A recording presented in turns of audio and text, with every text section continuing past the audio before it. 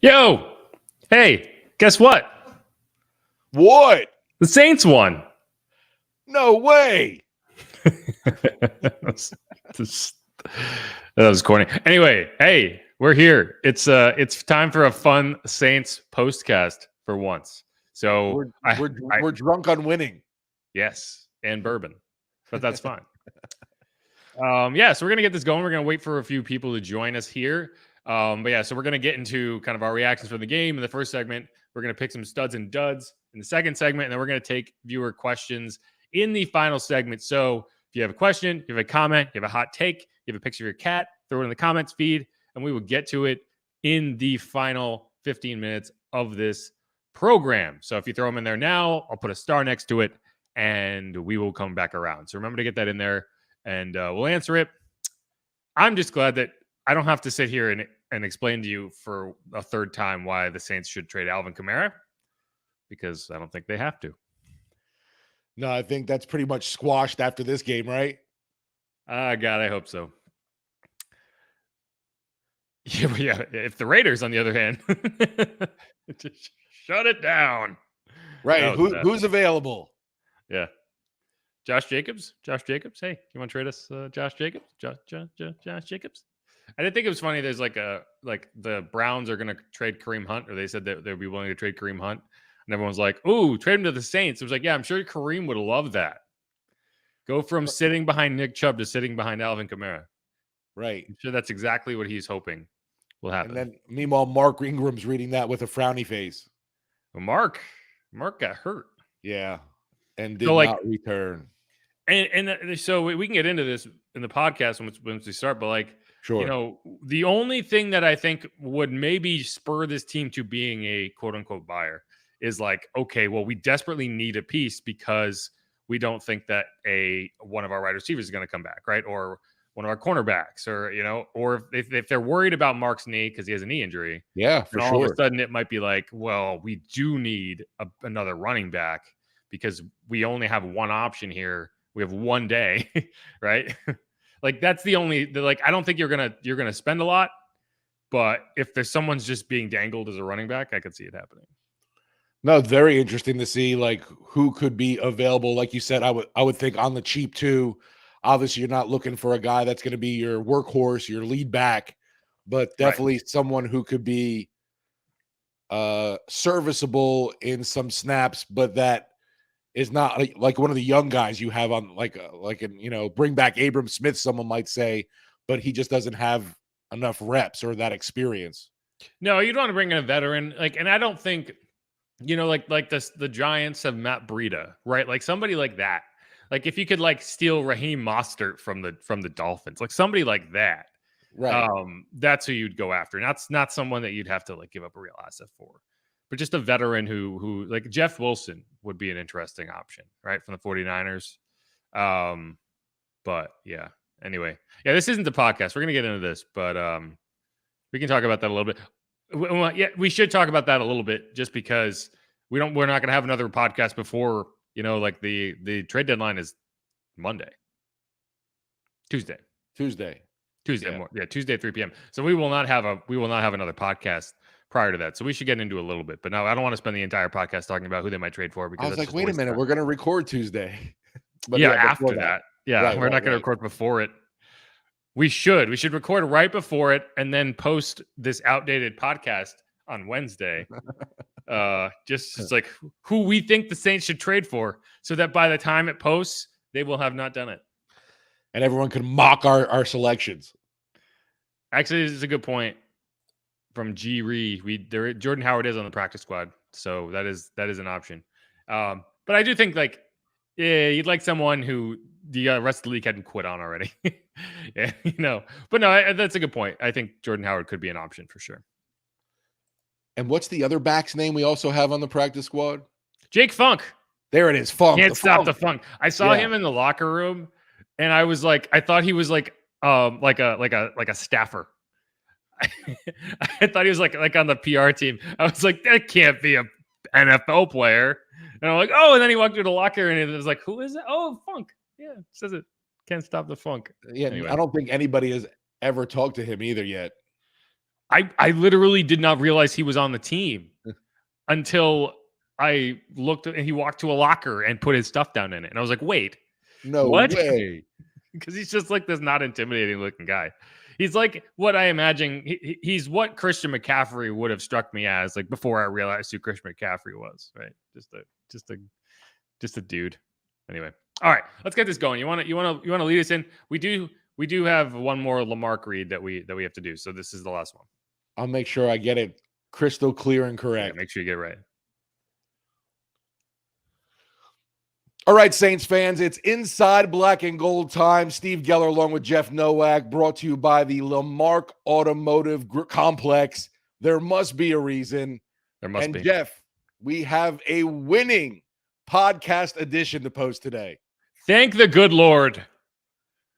I was so tired of talking about bad football, and we didn't just, that's just a win. Right. A shutout, baby. Dominating. Shutout. Beautiful. This is the defense that we were supposed to get all along. And it's just so nice. I've been waiting. Oh, thank you. Anyway. Even offensively too, a nice combination of the run pass, no turnovers. Kamara had 3 touchdowns, right? Like limited penalties. I mean, it was all really good stuff all around. Well, like 24 points, like could have been easily, like should have been 30. Like they missed a field goal and they bypassed the field goal late in the game. Like that's 30. Like you scored, your offense put up 30 points and you essentially just didn't take the final 6 because you didn't have to. But yeah. So we're going to talk about that. This first segment's going to be kind of the quick reaction to the game itself, which we're going to have a lot of stats. We're going to have some sound from the locker room and from the podium. And then second segment, we're going to get into studs and duds. There aren't too many duds, but we came up with 2 that we're going to get into. And then the final segment, as we usually do on these post-game pods, is going to be a kind of mailbag, a viewer mailbag. So if you have questions, comments, pictures of your cat, whatever, throw them in the comments feed. We'll get to them in the final segment. So like throw them in now and we'll star them and we'll get there. So make sure to do that. But, first things first, Steve, so you were down on the sideline. It strikes me as that this must have been a fun game to be on the sideline for, because it's just like when everything's going right, the vibes are just fun. Yeah, and I mentioned during the broadcast, it was, a lot of smiles, and there was even a smiling Michael Thomas on the sideline, which I have not seen. I didn't realize he was down there. Days. Yeah, so that was pretty big seeing Mike T down there. And it just hopefully another sign that he really is truly close to coming back.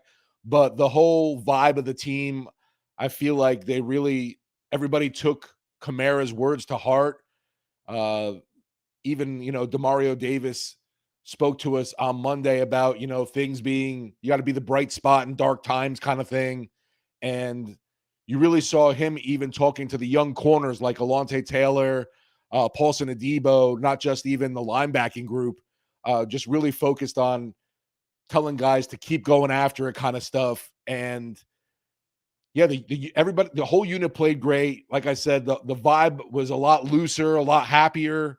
It was just an all around really good team win where, you had the offense performing in the run pass game, defense shutting down an offense, a Raiders offense that, man, I thought that Devontae Adams was going to go crazy on this team, and that was not the case. And Josh Jacobs didn't do anything either. If you're not prepared when the rain comes, it's too late. And it's certain people that's built for moments like this. And there's certain people that get excited for moments like this. Because when it's dark outside, somebody has to be the hope to remind people that the sun gonna come back out. The sun will come out. There it is. The sun will come out tomorrow. But no, I mean, it did really feel like this was a different team. Totally. Like they played with energy from the jump. They played clean, right? They didn't make stupid mistakes. They didn't turn the ball over. They forced a turnover. They got to the quarterback. Peyton Turner was even there getting in on the party. I thought he looked good. Not one, this, two. that first one though, that first sack where he got shot out of a cannon, made one quick move inside, and then just blew up Derek Carr. Like, that's the first round pick, right? That's the guy who you saw out of Houston. You were like, okay, we want that guy, right? And it's just like everything went right. And it's like, this isn't going to be how it is every week, but like you needed to see it happen to like believe. And I think this team is starting to believe that it's good again. There is a scenario where we look back at this week down the road, and you're like, that moment where Alvin Kamara stood up in the locker room and said, "You motherfuckers, let's play winning football because I'm tired of losing." Shit, right. And everyone was like, "You know what? I'm tired of losing too. Thank you." And it's like, because it looked like a different team. It really did. And we can talk all we want about how the Raiders aren't that good, and they aren't, fine. But this offense was a top 5 offense in the NFL. Devontae Adams is a top 5 receiver in the NFL. Josh Jacobs was a top 5 running back in the NFL. And they all got completely shut down today by a defense that did not have its best defensive back. Right? Yeah. Like, there are moments throughout a season where you're like, okay, this is different. This is a turning point. This is something that you can build on. And that's what the Saints had today. And I'm just glad it happened. Like I've been getting so exhausted watching this team play because they're better than they are showing. Right? Like, we've seen Pete Werner, he's been excellent. We've seen flashes, fits and starts where this team played above their weight. But like, at the end of the day, they just collapsed. And it was just really great to see them just finally put it all together. For perspective, this is, I at one point in the game, I was like, oh, I wonder when the last time the Saints had a shutout was, stupidly thinking like, oh, maybe it was a while ago. And then I'm like, oh, wait, it was week 15 of last season when they, the 9-0 against the Bucks. And so I had a home shutout though. Yeah, I'm not sure when the last home shutout was. Right. I did wonder, okay, so when's the last time they had shutouts in back-to-back seasons? And the Saints actually provided that information. It's the first time since 1991 and 1992. Wow. A long time. That's 3 decades, guys. Yeah. It's been a long time since the Saints team has had shutouts in back-to-back seasons. And like, that's kind of a random statistic, but like, I think it does kind of illustrate, shutouts are rare. Tyrann Mathieu had never been participated in a shutout before. He's been on some very good defenses. It's never happened. And so like the talent level that is required on a defense to execute a shutout. And, we can talk about it like the Raiders. I had a suspicion they might ruin it like the Bucks did 2 years ago, but just a BS field goal when you're down 24, like it felt like it was coming. They chose not to. And Pete Werner, that he had that last tackle. I was getting ready to have to change all my headlines and tweets and stuff. They didn't get in there, but like you need to be a talented defensive group to pull off a shutout. And it's just like further emphasizes just how below expectations this team had been performing to this point. Yeah, and the thing we talked about before getting on, and obviously we'll mention during the podcast here, is the fact that the Raiders offense didn't even get to cross the 50-yard line with Derek Carr as their quarterback. They didn't do it till late in the fourth quarter. Yeah, Derek Carr never got past midfield in this game.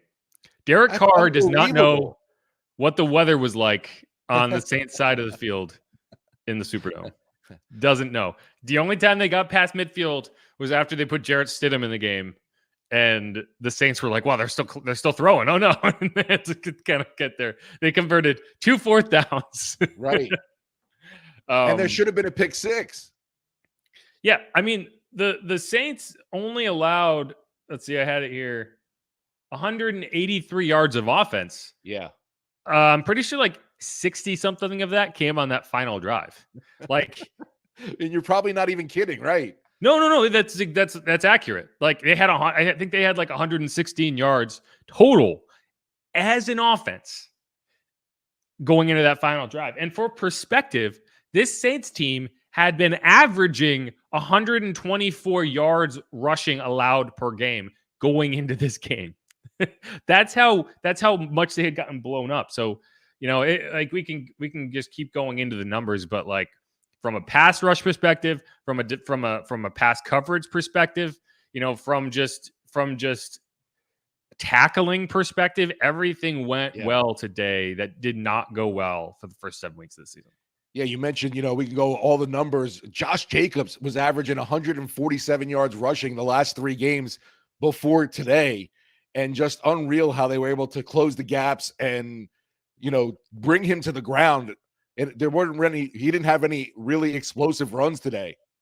I feel like the swagger is back, or at least on its way back after a win. Yeah, like I think it's on its way back. We had a nice performance right there, but swag ain't shit if it's not consistent. So you could do it one time, but you got to be able to string it together. So I mean, we looking for the same type of preparation this week. I know I am. I'm ready. I'm ready to go. I'm ready for the next. I ain't even trying to really celebrate this one. I mean, I expect to win every week, so it's not. I'm not like hip hip hooray right now. I'm like, okay, cool. We put it together. Let's see if we can do it again. I'm calling for that. You know what I'm saying? Like, so I'm gonna have the same messages I did last week.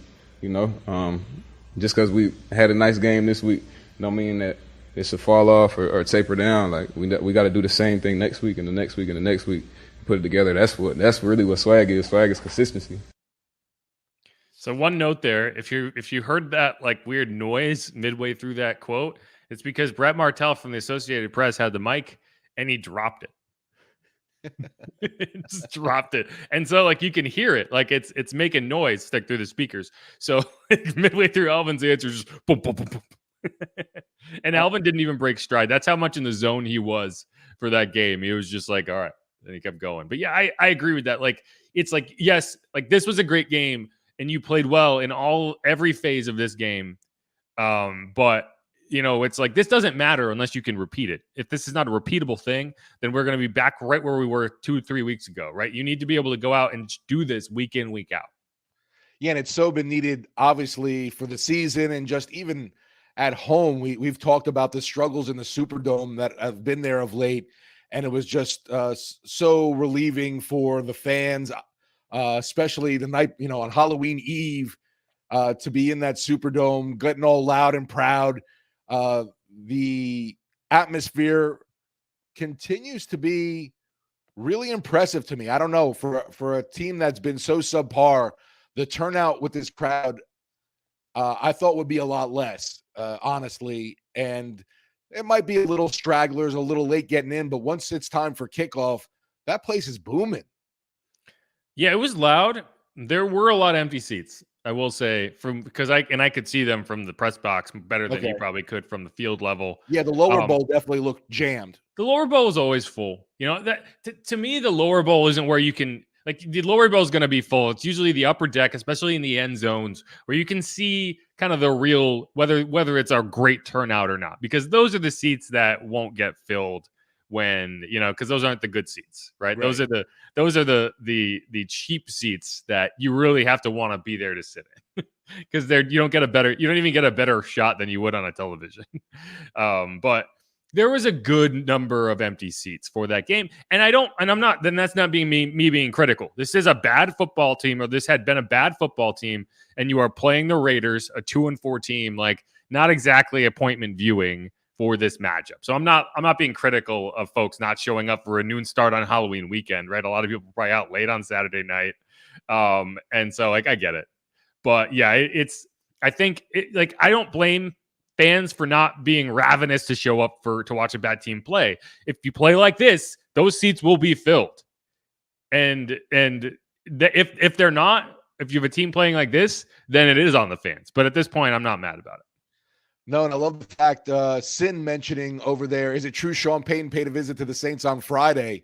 And yes, indeed, he dropped by the facility, so maybe a little SP motivational speech helped the squad as well. Well, people keep asking this, and no, it is not true he went to the Saints facility on Friday. He was there on Thursday.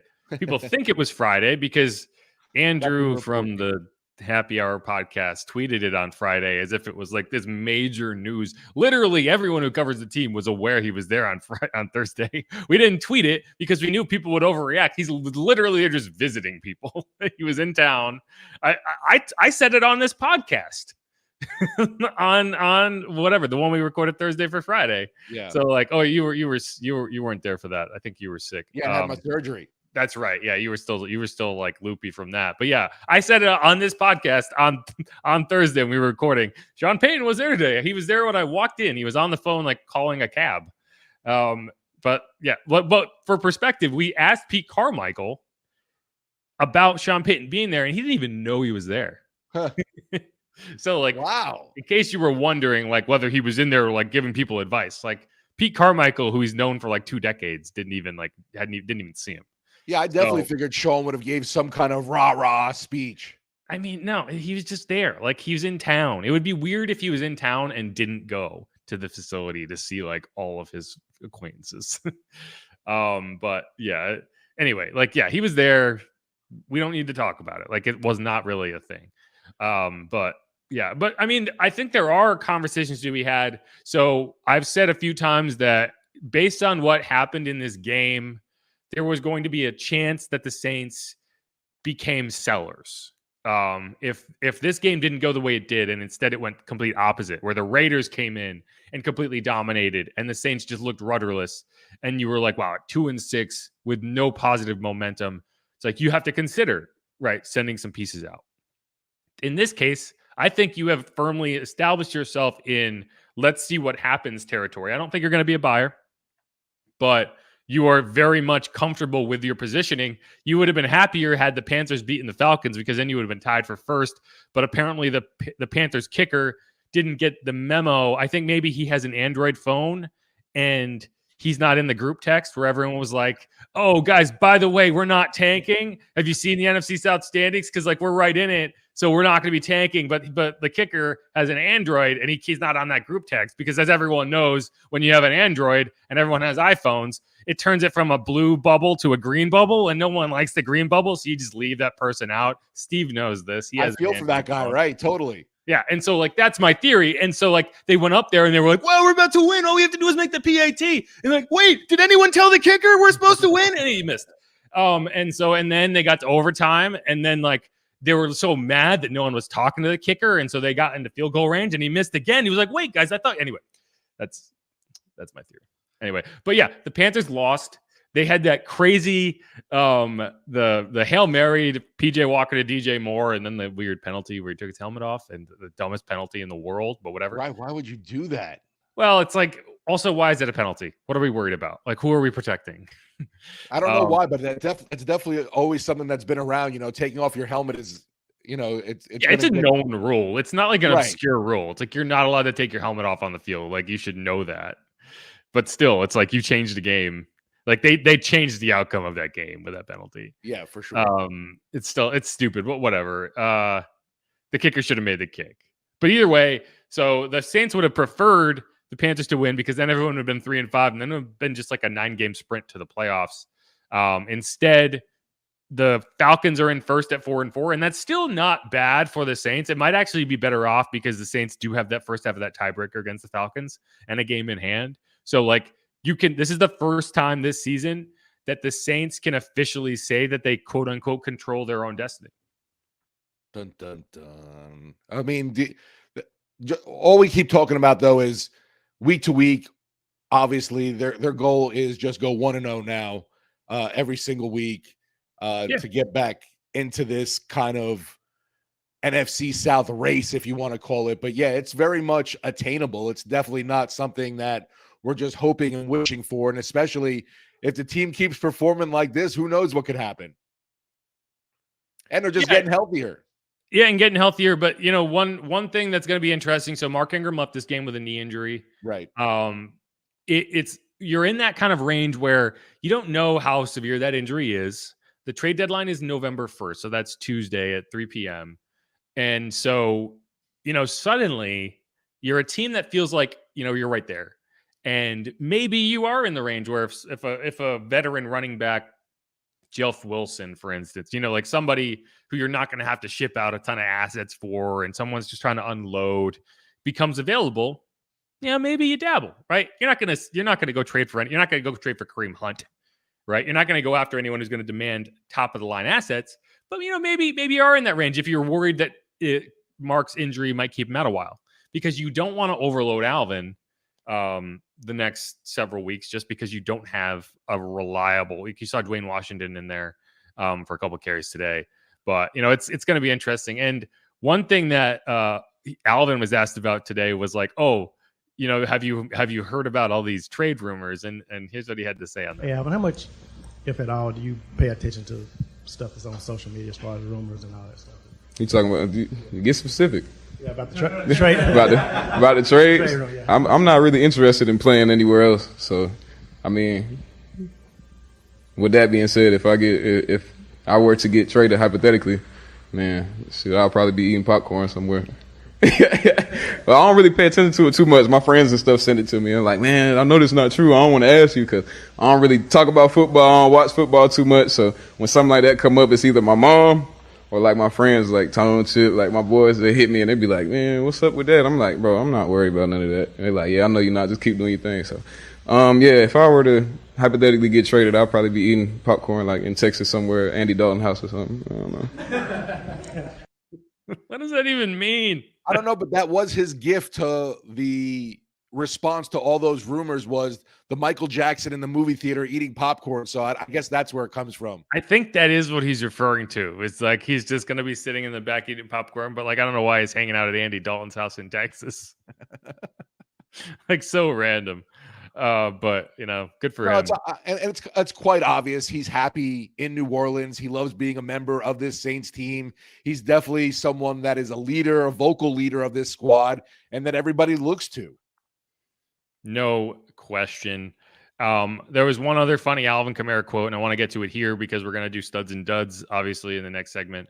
And here's what he had to say about, so Dennis Allen all week has been like, oh, it's another day. It's another day at the office. I'm not going to give any extra noise to this. I'm playing the Raiders and blah, blah, blah. And he used to coach there.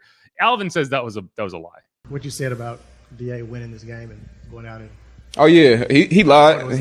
He lied. During the week, I was for real. I was telling the truth. He didn't really say anything about it, but in the locker room, he was like, "Yeah, I lied. This shit meant a lot to me." So, I'll stick to what I said. We was gonna go out there and beat their ass, and we did that. So, yeah, there it is. Wow, I didn't catch that part at all. That's funny. Yeah, it was funny because but when Alvin said that, he prefaced it with like, wait, he used to coach the Raiders. He didn't even know. But I mean, that was like 2012. Like Alvin wasn't even at Tennessee at that point. Why would he care? Like, why would he be aware of that? Right, the Raiders weren't even close to being relevant. Right. He was in Georgia, and he was just like, I don't care what's going on in Oakland, that sort of thing. All right. Well, let's wrap that segment up there. You're listening to Inside Black and Gold. If you haven't yet, why not go hit that subscribe button wherever you get your podcast. Give us a rating, give us a review. You subscribe on YouTube at WWL Sports, and do all that stuff. We're gonna come back with our studs and duds, mostly studs, from this game, from the shutout, 24-0 Saints over the Raiders. Let's get to it.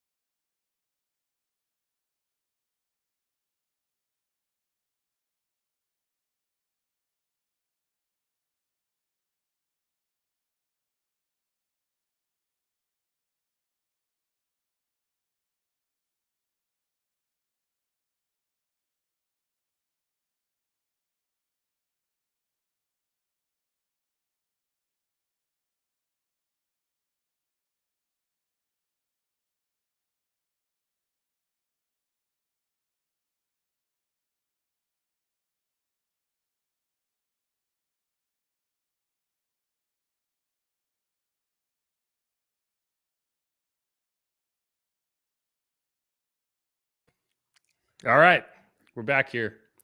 Steve has been moderating, so if you saw any weird comments, Steve's got it covered. I saw that. Yeah, I was just checking out some of the other comments who were talking about, Alvin Kamara, and obviously everybody loving what he's been doing and being the face of this franchise right now. Yeah, I saw somebody saying that Alvin saying he'd go eat popcorn at Andy's house meant he would retire. I don't think that's what it meant.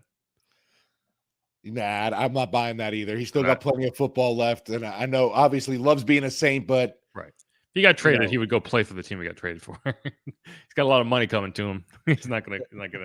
Anyway, he's not gonna retire rather than play for a team that's not the Saints. But okay, let's get back into this. And we're back here on Inside Black and Gold. Make sure to hit that subscribe button wherever you get your podcasts. If you have not already given us a rating and review, if you're listening on Apple Podcasts especially, go do that. Hit the stars, however many you think we deserve. I think we're 5-star type people, but maybe you disagree. I don't care. And maybe review too if you feel like that sort of thing. But for this segment, we are going to get into the studs and duds from this game, and then for the final segment, we're going to get into some comments, questions. But first, we're just going to kind of go through. Obviously, there's going to be a lot more studs than duds, but we have come up with 2 duds for this game. And so I want to start with that because I want to do a lot more talking about the good stuff than the bad stuff. So let's get the bad stuff out of the way early. And so my stud for this game, dud for this game, and it's a little unfair, but at the same time, it's not, is Will Lutz. You can't be missing chip. I don't know if it's a chip shot. I think it was about 40 yards, but that kick before halftime, we don't talk about it because the Saints won 24-0. If the Raiders had come out and had a pulse on offense in the second half, that kick could have been big. And he's missed 8. He has made 8 of 11 kicks from 20 to 49 yards this season. He has made 3 of 4 kicks from 50 plus. So he actually has a better percentage from 50 plus than he does from inside 50. He's like a basketball player that shoots a better percentage from the 3-point line than the free throw line. And that's a problem. Will Lutz is a great kicker. I love Will Lutz, but he can't be missing those kicks. And so to me, that puts him firmly on the dud line on a day where almost everything went right. That was one thing that went wrong. It was definitely surprising to see him, I guess you would say, push that one to the right. And he never had a chance. No, and you got to wonder about his short-term accuracy, I guess, your short range accuracy right now, because like you mentioned, his longer range stuff has been dead on. It's just so odd. Yeah, I think it's he just loses focus because it's so simple that it's not he's not. I don't know. It's weird, but those kicks you have to make. That's the funny thing. It's those long range kicks you're not banking on because you're okay, the percentage should be lower, and if you miss them, it's not the end of the world. But those shorter kicks, there's a reason the Saints didn't press harder to get into the end zone. Yeah, is because you have a guaranteed 3 points, and that has to be a guarantee.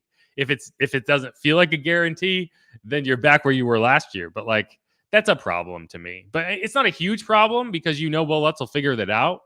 But it's to use another sports analogy, it's kind of like when you have a closer in baseball and you bring them in the 6th inning and you're up by 4 and they just don't have that kind of closer pressure on them and they kind of just don't look the same. That's kind of how I feel about Will Lutz. I'm more comfortable sending him out there for a game-winning 58-yarder than I am for a 36-yarder right before halftime. Yeah, I'm curious. I'm trying to find where his percentage ranks amongst the NFL kickers currently, and if that's even updated after today's games. Sure, it's pretty high. I have a cat. Let's see.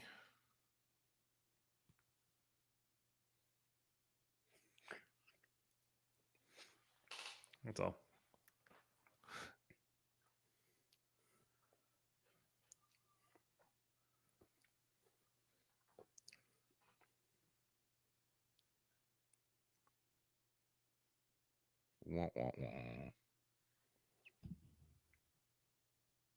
Well, he's actually 73% heading into today.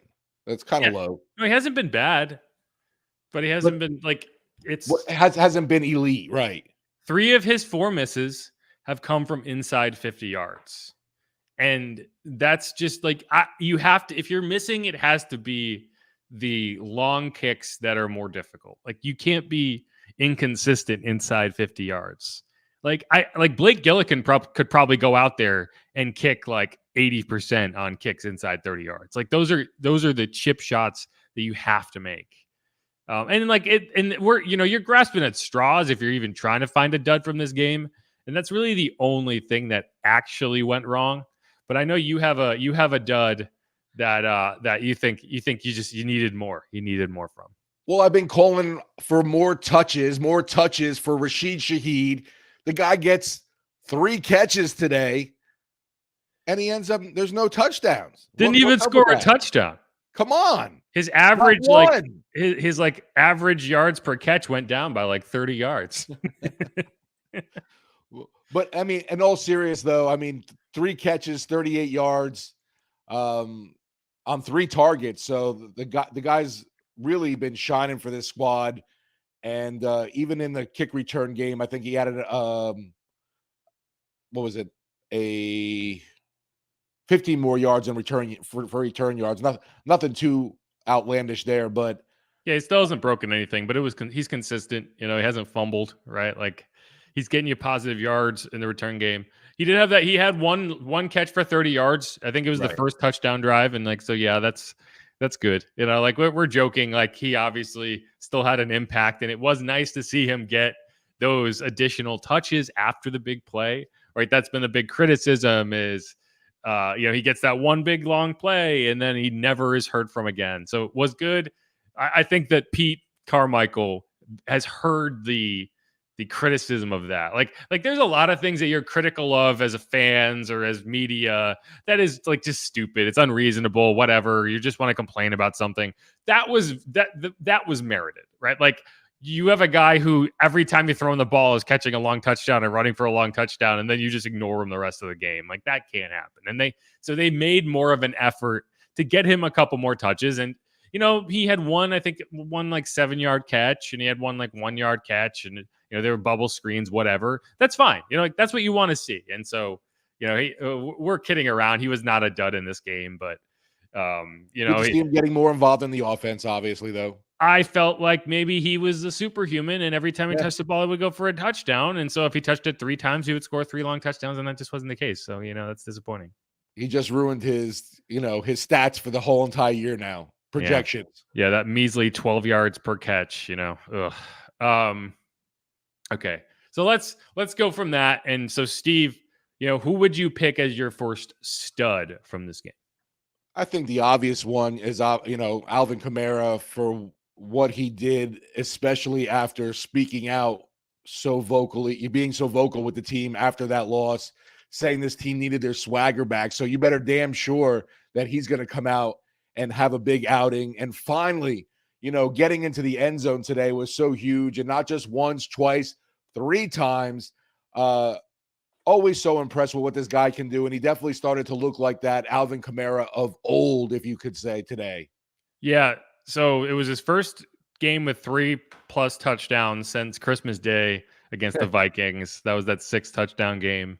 But it was also his first touchdown was a good example of, like, if Taysom scored on that first down run, he still wouldn't have gotten that touchdown. And so, like, that's where the vulture thing comes in. Like, so Taysom only ran for 5 yards on 1st and goal and got to the 3-yard line, right?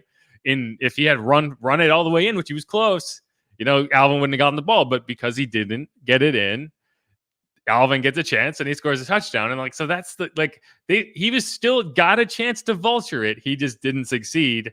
And so, that's kind of the funny thing. It's like, it's hard to be mad about Alvin not scoring touchdowns if the reason is Taysom scores on 1st and goal from the 8. You know what I mean? Yeah. But it's just great to see, obviously, his elusiveness. Yeah, you want to see him involved, right? You want to see him feeling it, right?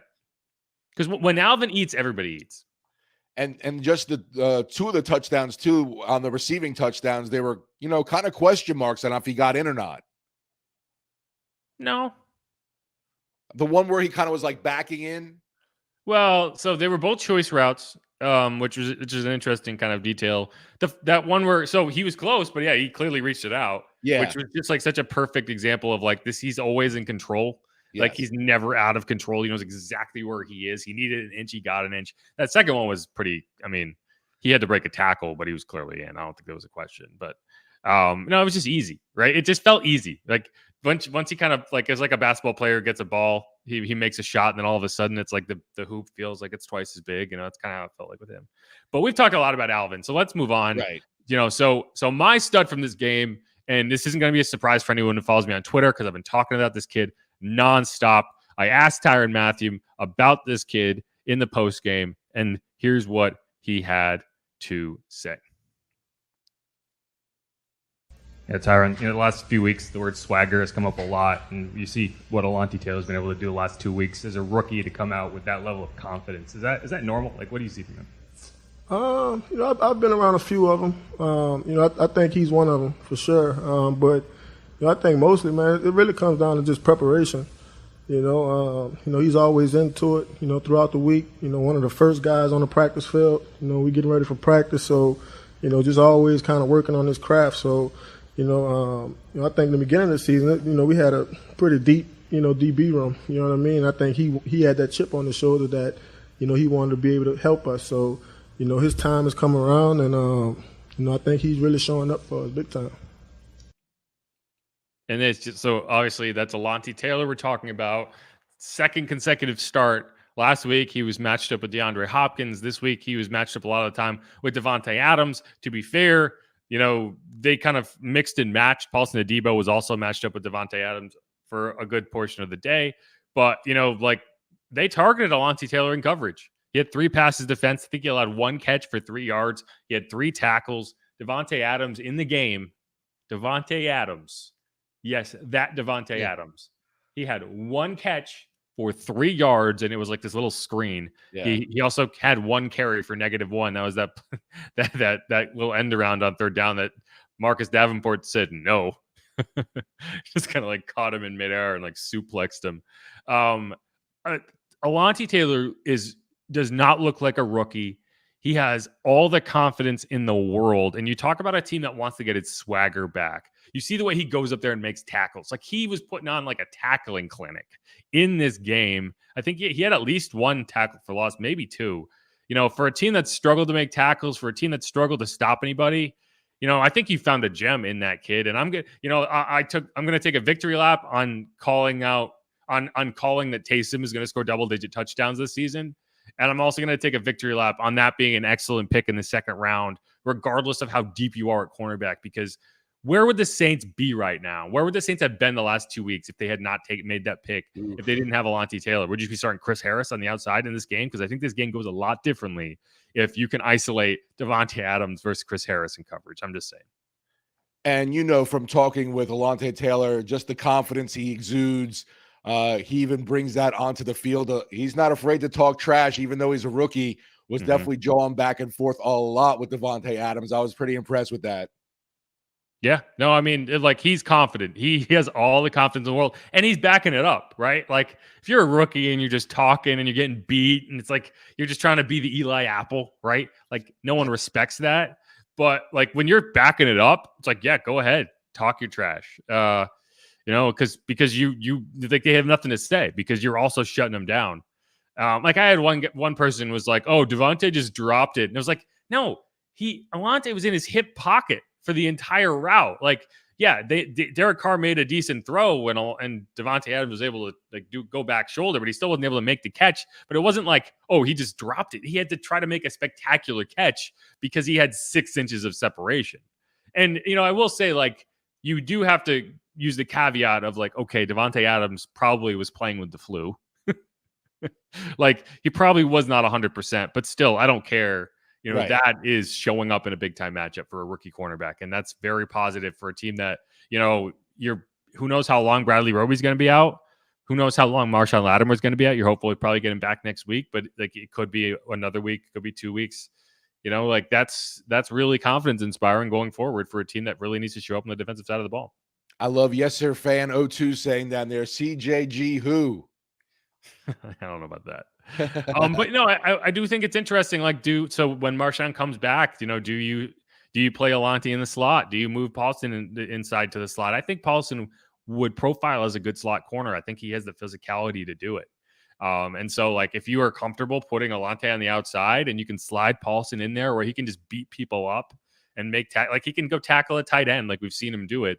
I think he would be a good slot corner. So that's going to be an interesting thing to watch because, like, Chris Harris is a good slot corner too, but he's older and I'm not sure he has it left in the tank.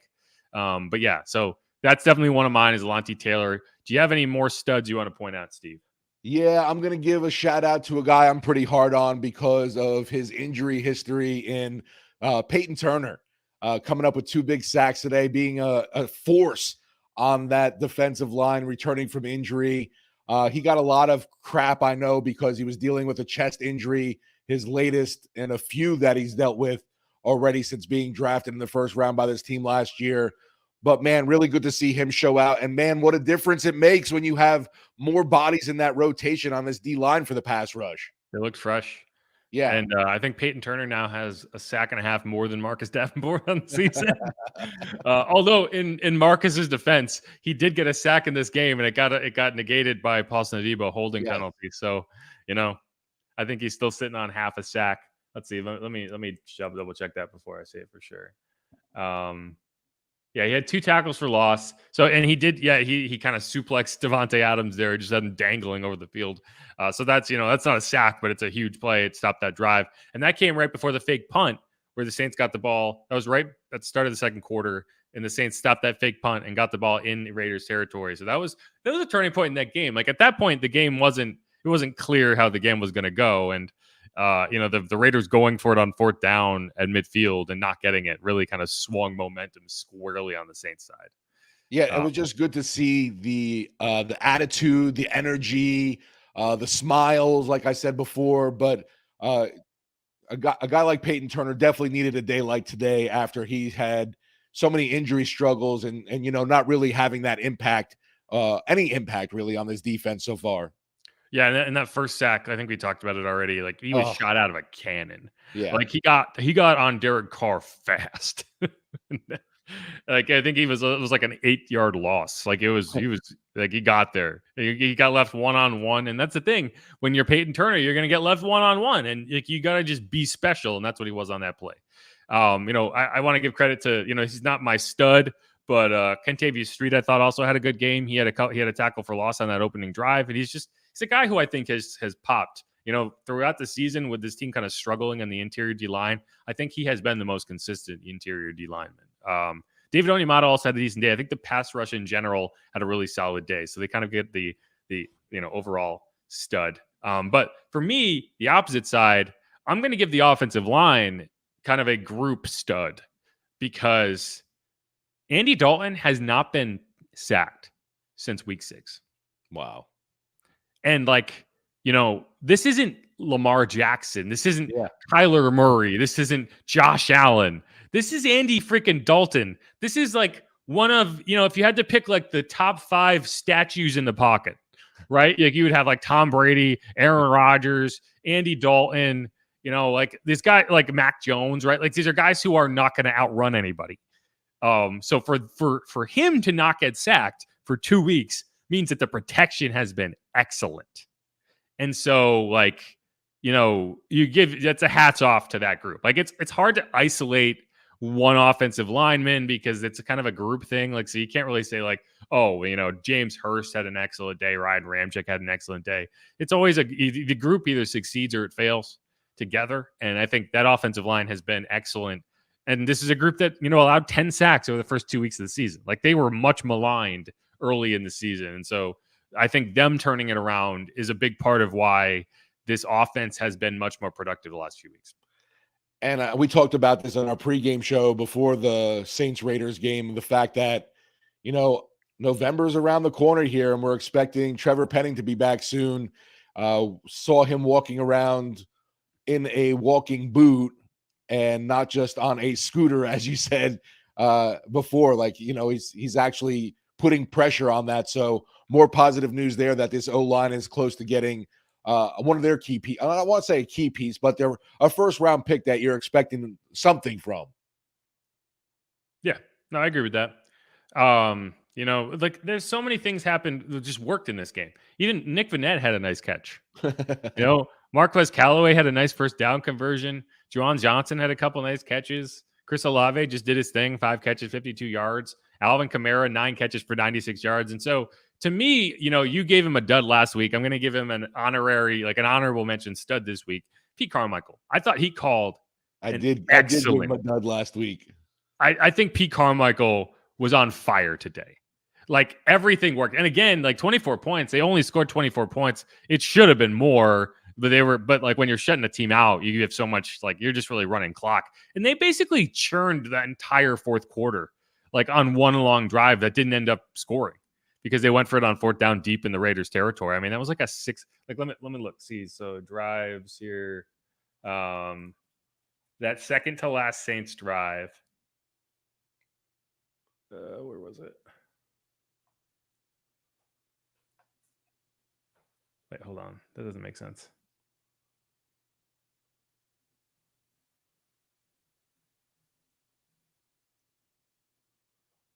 You're looking at the last Saints possession? Oh, yeah. It was a 15-play drive. They burned 9 minutes and 15 seconds, went 61 yards, and turned it over on downs. Right, that was right. Almost the entire fourth quarter. And it was like, that's all you were trying to do was like one of the best parts about that game was it was one of the fastest games I've watched in a long time. Like it was over like 25 minutes before the afternoon game started, which was great because I wanted to watch them. And so like that drive was fantastic. You just kept churning and churning and churning. And like in a game like this, it's just like convenience. In a game where it's close, you know, and you probably kick that field goal at the end of it, that is a huge closeout drive. So like, you know, we give Pete Carmichael a lot of grief. You know, he was able to get Taysom Hill involved. He was able to get Rashid Shaheed involved. He was able to get Alvin Kamara involved. 9 catches for 96 yards and 2 touchdowns, right? Everyone ate. You know, there was no one on this team where you were like, oh, well, you should have got him more, right? Even Dwayne Washington got 4 carries. Right. Taysom Hill had 10 carries for 61 yards. Like everything that you want to see in this offense was there. And, you know, for a team that made a tough decision and went with Andy Dalton and was like, finally, like, you know, we're going with this. That's good. Like whether you agree with the decision or not, the offense was clicking and that's what you want to continue. And so that's, you know, I give him all the credit for that. No, and maybe there's something to that too. Like going with that decision of Andy's your guy. It definitely looked like the offense hasn't been bad. Obviously, they've been putting up points and all, but everything just was so much more cohesive, smoother today.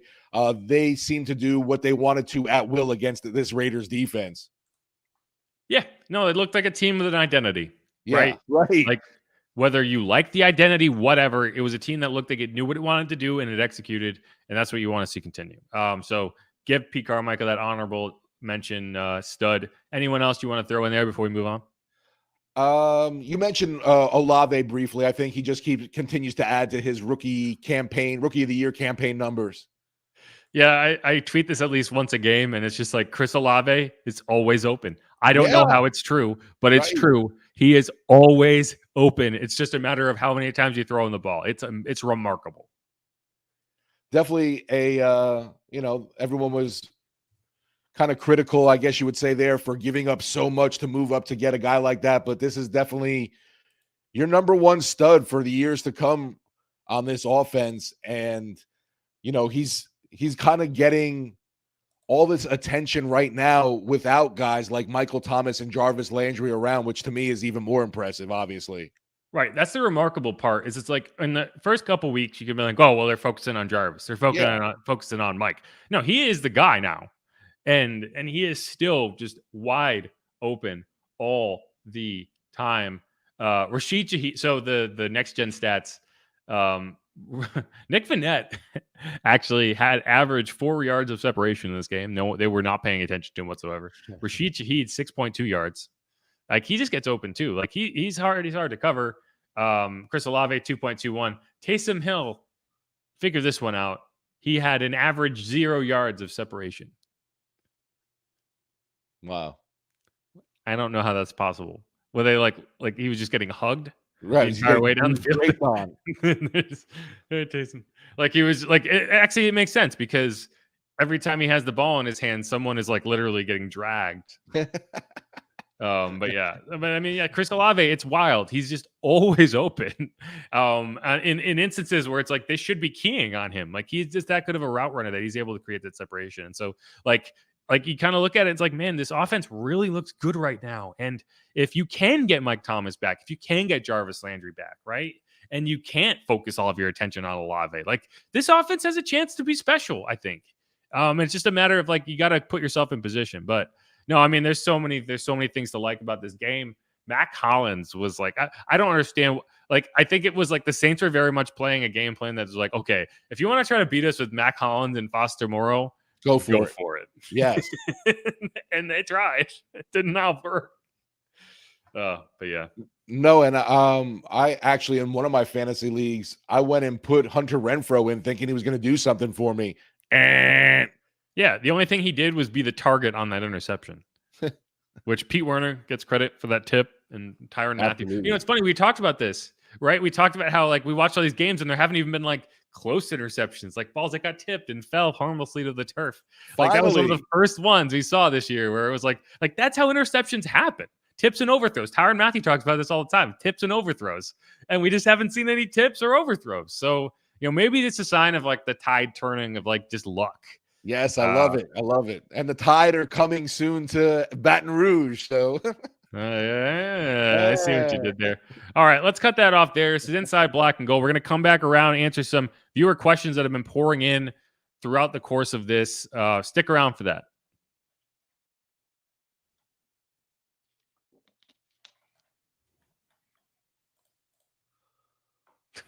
You were frozen drinking water. I thought this Buffalo Green Bay game was going to be interesting. Yeah, I don't know. Here, I'm going to put a commercial on what.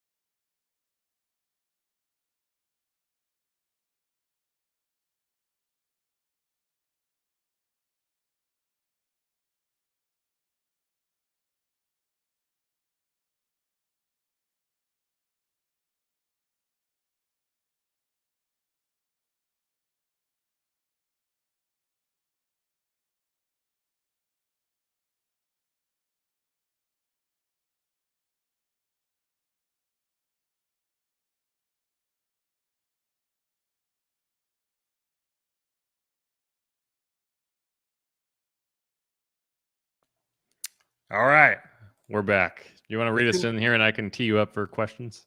That seemed like a long commercial break. Well, it was because I had a lot of comments to go through, but I wanted to make sure I got a lot of them because I promised everyone early on that if they put a comment in at the beginning, I would remember it at the end. So I had to go all the way back to the beginning and get the. I got you. Just Okay, trying to so it do- wasn't just me then. No, it was a long time. All Well, it's only like a 3-minute video, so if it doesn't come back on its own, that means we got to it before that. But yeah, I didn't know if I was lagging again and was just frozen. well, you are lagging. Your cricket internet is not doing it. Doing it any favors. It's amazing that 70+ people are still watching, and as you're drinking water, like Right, that exactly. commercial where it's like the demon mom trying to sing like lullabies to the kid. Yeah, Yeah, as long as I guess if my voice is coming in clear, that's the only thing that matters. yeah, it usually does. All right, so you want to do this? Sure. Welcome back into the last segment of Inside Black and Gold, brought to you by the Lamarck Automotive Complex. There must be a reason. Jeff, getting into our mailbag section now, part of the show. I know there's got to be a lot of hopefully positive Who Dat Black and Gold questions coming at us. Yeah, there's some questions in here. And I mean, so time on my side says the only trades we need is on defense. I don't see a need for a back. Just use Taysom a tad bit more. And, that's fair. But I do think that like you're not really using Taysom Hill as a running back. You need a running back to be able to like, for instance, like short yardage carries where it's like 2nd and 1 and you just want to plow ahead and get that first down. It doesn't really matter who it is. You just need a body there who's going to be able to fall forward. And that's why I think the Saints are still kind of kick themselves that they weren't able to keep Latavius Murray around, because he was the perfect candidate to do that. And so it's like if Mark is not available to do that, because I think Mark has been solid there as well, you might need a body, right? And Dwayne Washington might be that guy, but I think you do kick the tires somewhere. Either way, I agree with you. I don't think you need to make trades on defense, though. I think your defense is fine. You just need to get the guys back. You need to get Marshawn back, right? You need to make sure that your defensive line rotation is healthy. But yeah, I don't think they're going to be very active on trade deadline day, but knowing that Mark has an injury and you're going to see what, you're going to get more information about that tomorrow. It's a knee injury. So you kind of, you have to wonder. And if it is more significant, it's going to keep him out a couple weeks. Maybe. That's all I'm saying. But I agree with you. I don't think they're going to be that active. Yeah, and I don't even know, honestly, if this team happened to lose to the Raiders, would they consider themselves sellers? I don't think the Saints looked at themselves at all that way. No, they don't. And that's the Mickey Loomis thing. But right, if they lost bad enough, like if they lost in a way that was like, man, we just can't, like, because this Raiders team isn't good. And so, yes, our fan here, did the Saints get their groove back, or are the Raiders a really bad team? I think it's a little bit of both. Yeah, right. I think the Raiders are not a great football team, right? They're 2-5. The Saints were 2-5 too. There's a reasons for that.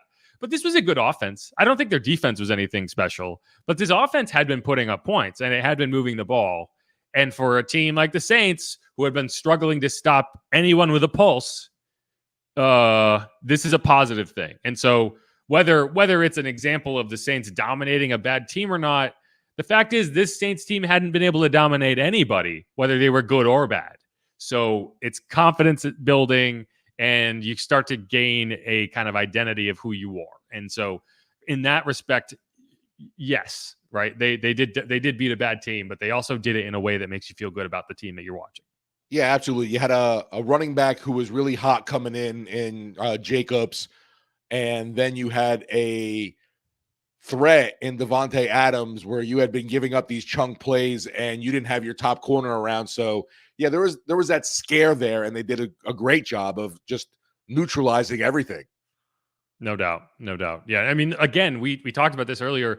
The Raiders, the Saints didn't just beat the Raiders. This wasn't a situation where it's like, oh yeah, they beat them. The Raiders turned the ball over in the red zone. They didn't execute. They kicked field goals instead of getting touchdowns. They literally did not get past midfield.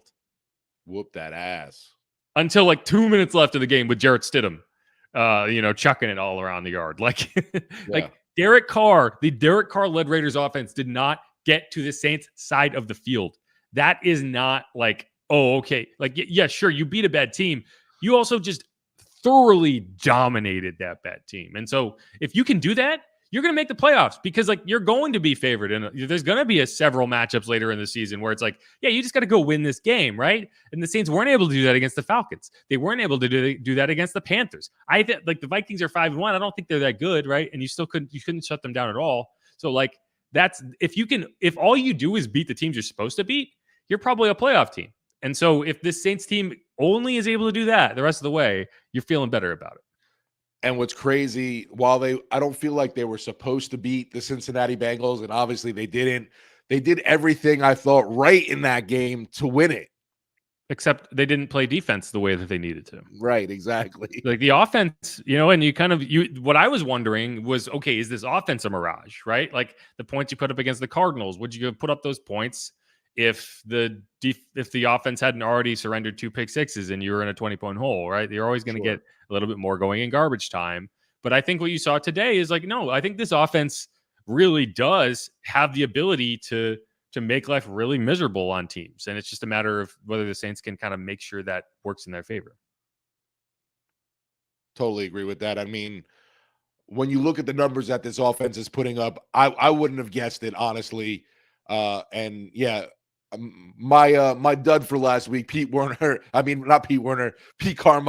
probably didn't deserve it. Well, yeah, I mean, it was, yeah, I think you were overreacting a little bit, but to be fair, like the Rashid Shaheed thing, right? Like you got 3 touches today, you force fed him 2 more touches after a big play. Yeah. That's something you have to make sure you try to do is incorporate your playmakers. And he did today. Like Taysom Hill touched the ball 12 times, right? That's the number. You want to get between 8 and 15. I think he did. Robert Tillman puts it really well today. Like this was such a total turnaround from what we've been seeing that it's hard to contextualize it moving forward. Like it really was. Like you went from you literally had allowed the most total points in the NFL as a defense. Like, and that includes four touchdowns allowed by the offense, to be fair. But like that's whether the Raiders are a bad team or not, which their offense had not been bad, to hold them off the scoreboard is such a drastic turnaround that it's like when you look at a team that's like suddenly had this kind of come to Jesus moment in the locker room, you kind of have to wonder if that did make a big difference. And I think it did. Yeah, and this Raiders team was favored coming into the Superdome. Yeah, right. Vegas thought like them. Louise Lockett says, Lutz is a dud. Ain't nobody safe from Jeff. You're right. If you play like... no, I mean, yeah, you miss a kick like that when you're a star player and you're supposed to be this rock steady kicker, then yeah, you're a dud in my book, and I'm giving you the stamp. Plus, it was so hard to find the dud this game that, I mean... Right. I was desperate. I had to pick somebody. It's called studs and duds, not studs and studs and studs. I couldn't even think of one, honestly. Yeah, we had to make up one for Rashid Shaheed. Like, we literally were like, can you think of another one? And we were like, okay, we'll go with that because that was the only thing we could think of. Like the only person on this team that I could think of that made a bad play today was Lutz. And so we also kind of batted around Blake Gillikin just because his punting hasn't really been up to par. Yeah. I mean, I think he's been a dud. His season has been a dud. Like he didn't have any, but he didn't really make sense today because he didn't have any bad punts today. But like I don't remember a punt this season where I was like, wow, that changed the game. Like you pin someone at their own 5. Like if you go back to Washington last year, I think it was week 6, week 8, week 5. I don't know.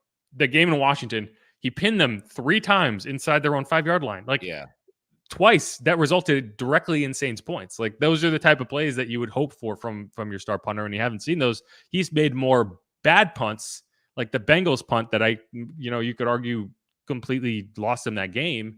Like he's had more of those than he has had punts that like flip the field or, set up the other team inside their own 10. So yeah, but we didn't include him because he actually didn't have a bad day. You were safe. B. Slaughter, the commissioner. I knew Saints could win when I heard Darren Waller wasn't playing. They gave the Saints linebackers a day off. That is fair. The Raiders did not have Darren Waller. They had Devontae Adams recovering from the flu. I think that may have played a role. Maybe he was a step slow. But again, like we said, the Saints defense couldn't stop anybody. So, I'll take what you can get. It'll be interesting to see too. It's like so many of these Raiders players, they had a bout of the flu going through that team. So are we to assume that doesn't have any effect on this Saints squad? As it was just wild to think the past 2 seasons of how COVID was handled with everything. It's pretty lunacy. Yeah. It's It's gonna be funny if like half the Saints roster has the flu next week. That's what I'm saying, right? And then I get it, and then you get it, and then and then we're like, oh, I guess yeah, that's weird. It's like it's almost like that's how the world works. But yeah, Time on my side says he's a fan. He subscribed, so that's nice. Thank you. Appreciate your time on my side. Time on my side. Is that your real name? Anyway, okay. Couple more questions and then we'll get going. Been on for a while. You're not living at the Superdome today. No. I wanted to go watch the end of the Giants game and they lost, so I just need to stop watching Giants games. Mark Lagrange, Milk Duds, play of the game equals Lutz. That's it. That's. I'm not sure I get that one. Am I missing something? I don't know. I think it's rhymes. Oh. And it's a dud. Milk Duds. Oh, Milk Duds play the game. I got you. Yeah, I wasn't getting it. I was like, huh? We should see if we can get Milk Duds to sponsor that segment. Caramel and Chewy. Every time we pick a dud, we eat one. And we can't talk for like 5 minutes. I also don't like Milk Duds. So no? It's like a bottom 5 Halloween candy. Yeah, I'm not like a candy corn hater, but I'm not a fan of it either. But I think it's so funny the slander that goes around with candy corn every year, and people either overreacting to it either way. Yeah, I mean it's just sugar garbage, just chewy garbage. But I mean that's all Halloween is. It's about eating chewy garbage. Yeah, and then the cops tell you that you should check your kids for their weed candy. It's just in case, so you can have it instead. And yeah, exactly. That's another thing. Yeah, that's hilarious to me. Is every year. Yeah, people giving their drugs just out to children. In case these people are being real nice and giving your kids all their weed. Maybe they're trying to get them hooked, man. That's the dumbest thing every year. It's so funny because I've worked in news for a long time. This is so off topic, but like every year you see like news outlets fall for these like PSAs. It's like these people aren't giving your kids their expensive weed candy. Like they bought it for themselves. If they gave it to them, it's by accident. You should return it. Right. Like, I'm sorry, you guys. You gave us the wrong candy. Do you know how much this one gummy cost me? Right. Oh, it's just so funny. It's like in the playbook. Anyway, this is not that podcast, but it's Halloween, man. Halloween's tomorrow. Is this tomorrow? Do you see any good? Yeah. We can end this. Do you see any good costumes out there today? Nothing that really I felt like stood out to me. Just a lot of skeletons, which I had a skeleton shirt on, so I felt like I was part of a gang. But just your standard, I would say, Saints crowd. Honestly, it wasn't anything really that stood out to me about any specific costume, though. Yeah, maybe next year. I'm always looking for the scantily clad, girl. I don't know. I should stop bringing that up on like you can't talk about that on like live on air. You can talk about that on a podcast. But like that's a weird thing to talk about on the air, Steve. I need you to understand that. That's the best part of Halloween, though, is girls feel like they can just wear next to nothing and it's a costume. All right, I'll let you have it. Lingerie turns into a Halloween outfit. Yes, if you're a cat, you're a sexy cat. Yes, everything's sexy. I'm a sexy Saints fan. See, I'm not the only one who makes fun of you for freezing all the time. I don't know. I'm gonna have to find a new a Google Nest Boost in here somehow. Yeah, well, it's funny because my Wi-Fi is terrible, but for some reason yours is just like cricket. Here's one more from Mark Lagrange. Dalton looks reliably above average. Taysom blend good. I don't know what that means. Need to keep them guessing with pass or 2 per game. So yeah, like I think he's doing like the Taysom like offensive structure of like what you're doing. Yeah. No, I agree with that. Like Andy Dalton is not going to go out there and bring you back from 3 scores down in the second half, right? But he is a guy who can go out there and trust to run the offense and do what you want him to do and not make any dumb mistakes. And I don't know. Like I'm not going to sit here and say Jameis Winston couldn't do the same things, but if it's working, there's no reason to change. And I think that's where if you're Dennis Allen and you were trying to make that decision, it's like, why would you add a variable when you don't have to? and you're averaging 30 points a game and you're feeling good about your offense, and it's just like getting your defense to work, right? Like, we didn't see anything different on offense this week. We just saw a defense that held up its end, and suddenly you won a game easily, right? And so if you're questioning a lot of the stuff Dennis Allen is doing, I think he was right on in that assessment of like, we don't need to change things with the offense. We need to fix the defense, and then everything will fall into place, and you have found a winning formula. And I think that's what you have. I don't think you need to see a ton of Taysom Hill throws. I really don't, because teams aren't being able to stop it. Like, they had nothing for Taysom Hill in the run game. Like, he completed one pass for 3 yards. He caught a pass for 11 yards. I think the way he's being incorporated is perfect. And I think you just need to keep doing it. Hopefully, I don't know how they're going to be able to handle Lamar next week. So I think they might take a step back as a defense dealing with that kind of the running aspect, because that's not something you had to deal with this week. But yeah, I mean, that's a bridge you crossed at that point. I'm just going to enjoy these positive vibes while I can. Yeah, and talking about positive vibes, I got to say this about Jameis. He's a hell of a teammate, because he's been nothing but a great cheerleader on the sideline. Yeah. Such a positive presence there. And it really stood out to me in the fact that, wow, this guy could be pouting on the bench right now. And that's not the case at all. Not even, you would never know. You would have no idea that he has been passed over for a job. And, like, you give him all the credit in the world. Like, that's not easy to do. Like, no, like, right. Even like, I have RBF at the best of times, right? Like, and like, you would never have known for an instant that he essentially just got benched, right? And he's standing outside the door, giving everyone high fives, and they're way into the back in the locker room. Like, he is doing everything that you could ask him to do. And so, like, yeah, I mean, you give him all the credit. I give him all the credit in the world for that. Absolutely. That's why I said kudos to him as just a teammate and just being a positive influence. No doubt. All right, you want to read us out? That's another. That is a wrap for another edition of Inside Black and Gold. I'm Steve Geller, along with Jeff Nowak, brought to you by the Lamarck Automotive Complex. There must be a reason. There must be. Somewhere. Hopefully that reason, we'll be talking more about it obviously through the week, but we're going to be like Alvin Kamara too now. It's like, all right, they had their swag on for this one game.